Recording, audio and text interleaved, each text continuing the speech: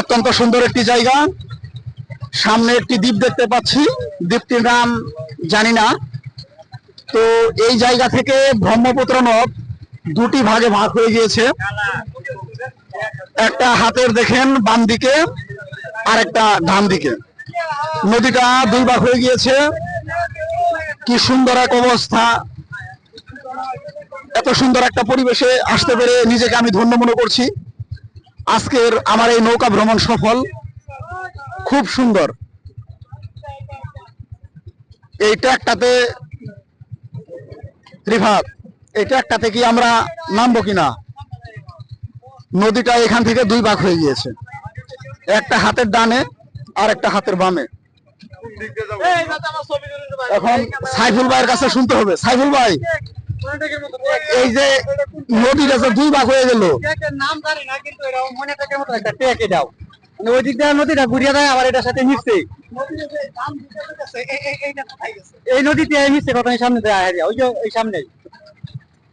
আপনারা শুনতে পেলেন সাইফুল ভাইয়ের কাছে। নৌকার চালানোর তার অভিজ্ঞতা দীর্ঘদিনের। জন্মের পর থেকে তিনি নদীর সাথেই হেসে খেলে বড় হয়েছেন। দেখুন, নদীটা দুই ভাগে ভাগ হয়ে গিয়েছে, এইদিকে একটা অংশ, এইদিকে একটা অংশ। আমরা হাতের ডান দিকে ঢুকছি। যে যার মতো সেলফি নিচ্ছে। রুবেল ভাই, মোজাম্মেল, আমি একটু কথা বলি। হাতের ডান দিকে যে নদীটা চলে গিয়েছে, আমরা এই অংশ থেকে বের হয়ে, না, বাম দিকের অংশ ফেলে আমরা ডান দিকের অংশে যাচ্ছি। দেখুন, এটা মূলত একটা দ্বীপ। এই দ্বীপটা ব্রহ্মপুত্র নদী ঘিরে রেখেছে। ডান দিক দিয়েও নদী আছে, আবার বাম দিকেও আছে, মাঝখানে দ্বীপটা পড়েছে। সময় স্বল্পতার জন্য দ্বীপটাতে আমরা নামতে পারছি না, তো পরে নামার চেষ্টা করব। খুব সুন্দর একটা পরিবেশ দেখুন।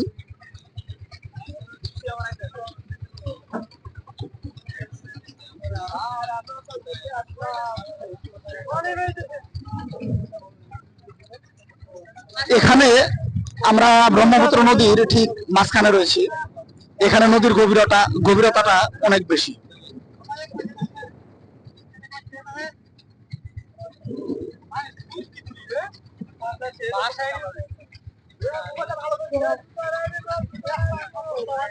আমরা মূলত এই রোডে এসেছি। এই রোডে আসার পর নদীটা দুই ভাগ হয়ে গেছে, একটা ওইদিকে আর আমরা আছি এইদিকে।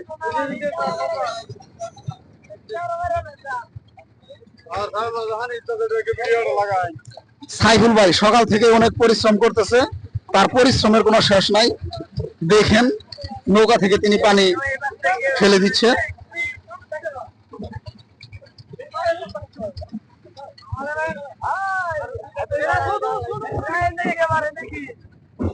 যে যার মতো সেলফি নিচ্ছে। মানসুর সেলফি নিতে ব্যস্ত, সেগুলো রিলসে ছাড়বে। তিনি আবার রিলস করতে ভালোবাসে। রিফাত এমন ভাবে দাঁড়িয়ে নৌকাতে ছবি নিচ্ছে, মনে হচ্ছে তিনি যুক্তরাষ্ট্র বা কানাডার কোনো একটা সাগরে রয়েছে। হ্যাঁ, টাইটানিক জাহাজের উপরে রয়েছে। এই যে পাড়ে একটা নৌকা, দূরে কিছু বাচ্চারা হয়তো মাছ ধরছে।